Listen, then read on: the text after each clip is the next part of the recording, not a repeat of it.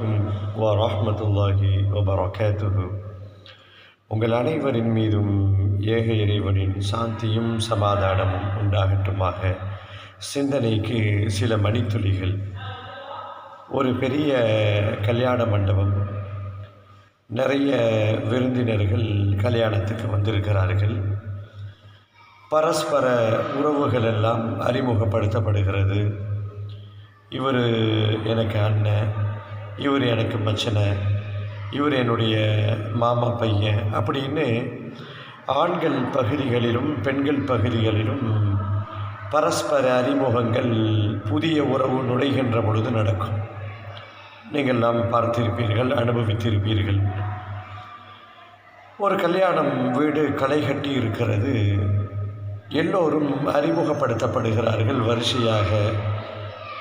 இவர் இன்ன சொந்தம், இவர் இன்ன சொந்தம்னு அறிமுகப்படுத்தப்படுறாங்க.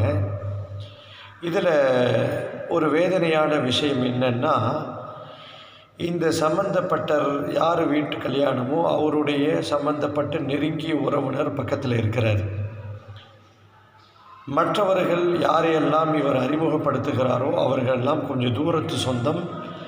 என்ன ஒன்றே ஒன்று, அவர்கள்ட்ட பணம் இருக்குது. இந்த நெருங்கிய உறவுக்காரர்கிட்ட பணம் குறைவு, ஸ்டேட்டஸ், நம்மளுடைய பார்வையில் சொல்லணும்னா ஸ்டேட்டஸ் கொஞ்சம் குறைவு.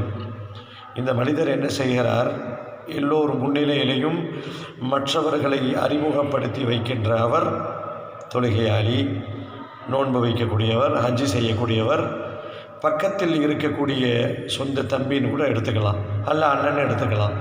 இந்த நெருங்கிய உறவு என்று அறிமுகப்படுத்துவதற்கு தயங்குகின்ற சில ஜென்மங்கள் இன்றைக்கும் நம் சமூகத்தில், குறிப்பாக முஸ்லிம்களிலே வாழ்ந்து கொண்டிருக்கிறார்கள்.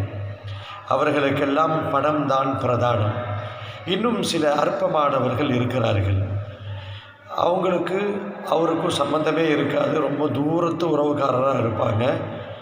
பேரன் பேத்தியோடைய பேரனுடைய இப்படி நிறைய தூரத்து உறவுக்காரர் கொஞ்சம் வசதியாக இருந்துட்டா, அவர் ஏதாவது பதவியில் இருந்துட்டா, அவர் எனக்கு சொந்தம்னு பெருமையாக சொல்லக்கூடிய நாவுகள்.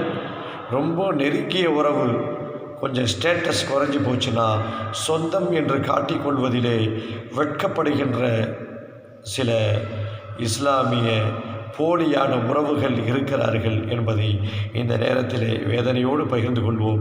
அப்படி ஒருவரில் நீங்கள் இருந்தால் மாற்றிக்கொள்ளுங்கள். இது இறைவனுக்கு பிடிக்காத செயல்.